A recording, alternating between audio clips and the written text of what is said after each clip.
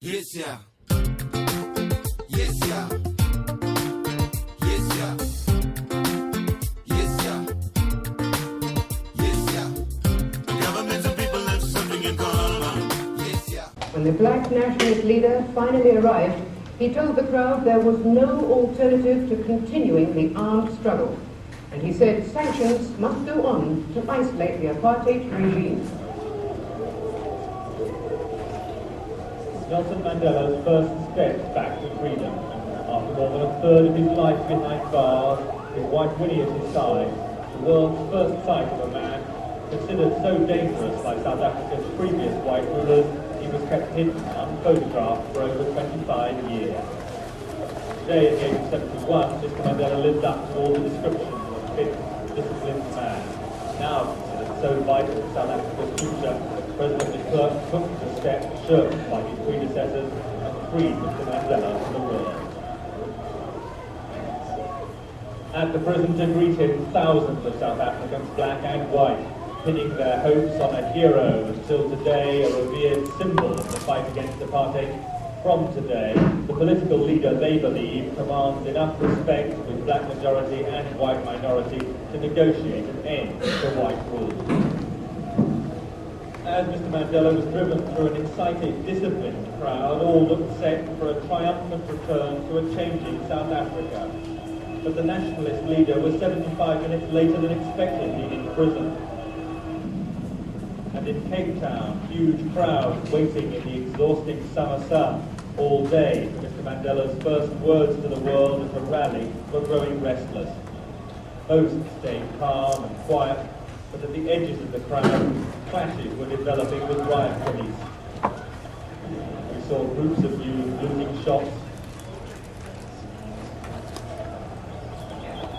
police firing shotguns, marshals and the Mandela Relief Committee trying to intervene.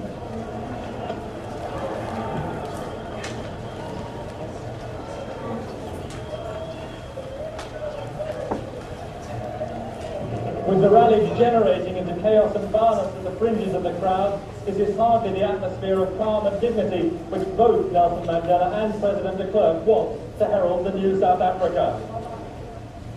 Making vain efforts to control the vast crowd, the Reverend Busak appealed for an end to stone throwing, for order so that Nelson Mandela could safely appear. But his appeals were failed.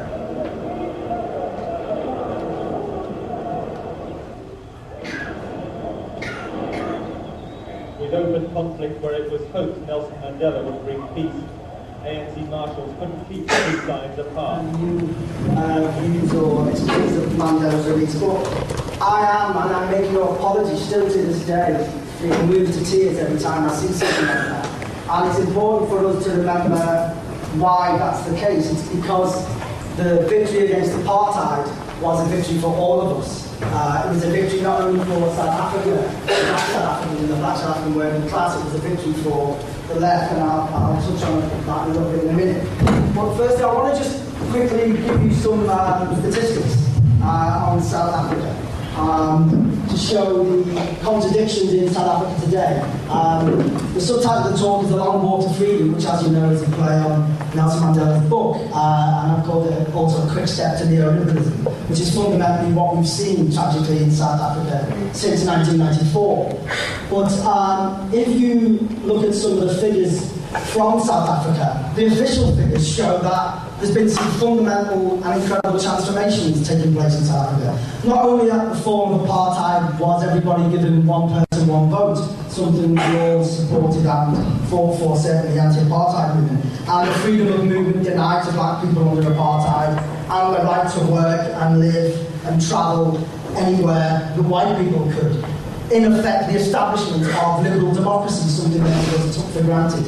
Not only was that a fundamental and fantastic step forward for the black working class, also what the government path that they set themselves on was the promise of a new South Africa, a transition to a new South Africa, a rainbow nation as they called it. And some of the official figures show that on first glance there has been some incredible transformations there. So I'll give you an example. 10-year economic growth, on average 4% per year. Inflation has been halved. to about just over 4%. In the 10 years prior to the end of apartheid, there was basically zero economic growth in South Africa, barely touching 1%. Not only is there been 4% growth on average up until 2009 before the economic crash, the government has been at odds to reduce the budget deficit, something we're all very aware of these days. The South African budget deficit was taken down from 5%, which was incredibly high at the time, nothing compared to our 11% now, down to just under 1%. In orthodox politics and economic theory, that is no mean feat. Also, the ANC invested something like £5 billion on major infrastructure projects such as connecting people to electricity, water, building new subsidised houses for the Black South African working class. In effect, about 3 million people gained access to clean water, electricity, and moved into new houses. There were over 2 million new telephone connections between 1998 and 2002. And I think these are things that no right-minded socialist would scoff at for a black working class, not only oppressed for 500 years, but systematically oppressed and abused and denied basic human rights during apartheid from 1948 to 1994. And the government claims it's created over 1.5 million jobs since 1995, but that does include jobs in the informal sector, which is quite a major part of the economy. And there are something that people might think is not so important, but there are something like 13 million people, particularly old age pensioners, the disabled, people who get childcare, child benefit, now got access to some sort of welfare, again denied them under apartheid. So again, in one sense, this is a big step forward.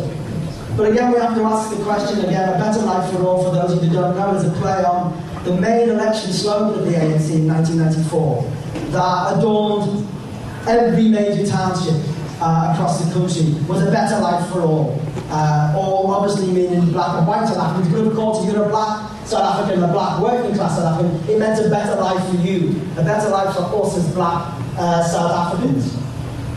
And this period of change that we've seen in the economy and socially was in a period in which the South African economy itself has undergone, as the IMF said, one of its longest economic expansions on record. So what we've seen delivered by the ANC took place amidst one of the biggest booms in South African economic history.